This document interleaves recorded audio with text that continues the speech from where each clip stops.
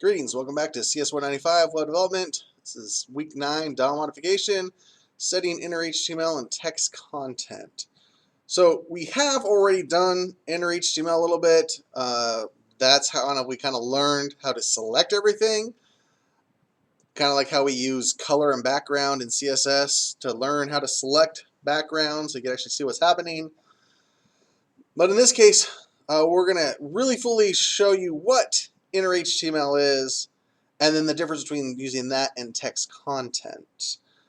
With that, our objective is to understand how to change what's inside of an element. Our success criteria is changing the innerHTML of a div by adding a heading into it, right? And this kind of goes to what you can do, and I mentioned, I think I showed in one of the other lessons, we can actually add HTML into this. But what is text content? Let's look at all this with the con video, and then we'll try it out. We've already used innerHTML quite a bit here, but I want to quickly show you a little more about it. First, let's look at our example right here where we set innerHTML. I just passed in a string all about cats, but in fact I could put HTML tags inside that string, so I could surround cats with M tags, and you can see it shows up emphasized. Or down here where I changed dog to cat, I could surround this with strong tags, and it shows up strong, bold. I could even write an image tag inside here, or put an entire web page's HTML in here, if I really wanted. So that's pretty neat because it means we can do a lot with innerHTML. If we're only changing the text, actually, we don't even need to use innerHTML. We can just use the text content property. And that means that the browser won't interpret what you pass as HTML and will just render it as plain text. Notice if I change this to text content, my brackets show up, gross. So in that case, we're just going to get rid of them because the browser refuses to turn them into actual HTML. So if you do want to just set the text, just use text content. If you want to pass in some HTML tags and have them interpreted as HTML, then use innerHTML.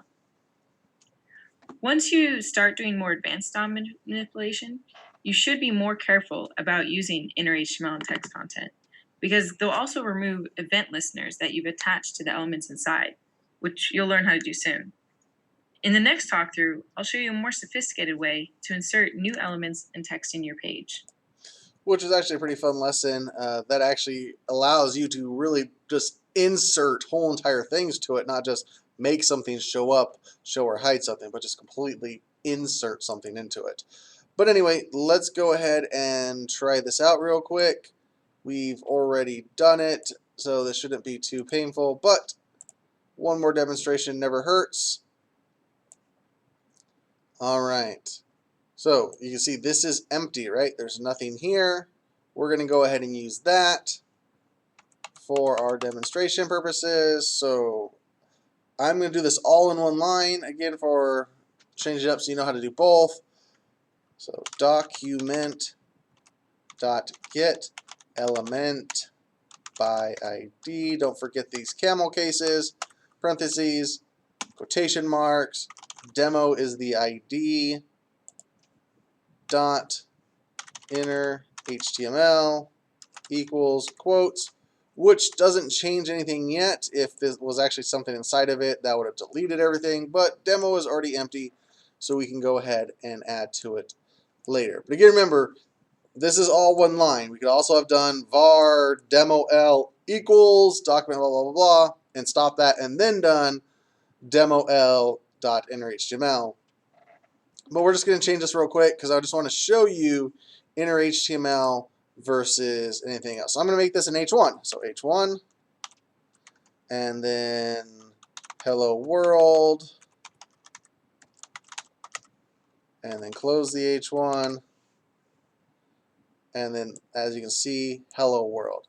And the beauty of some of this innerHTML and creating stuff later, I mean, you could do everything. You could add the style, which again I mentioned. Oh, here's something very important when you do the innerHTML. If I put quotes here, notice how they turn black and it kind of breaks everything. So you have two options. You can either put single quotes on the outside, which is what I normally do because I like using double quotes for everything else. So double quotes and then color green, double quotes, semicolon, and again, so you can do this. So this is probably another example when it's okay to do this.